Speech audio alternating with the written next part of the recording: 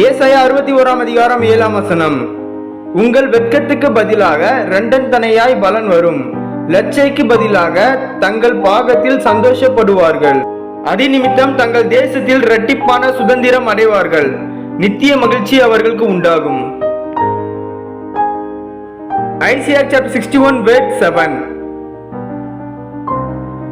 Instead of your shame you will receive a double portion, and instead of disgrace you will rejoice in your inheritance, and so you will inherit a double portion in your land, and everlasting joy will be yours.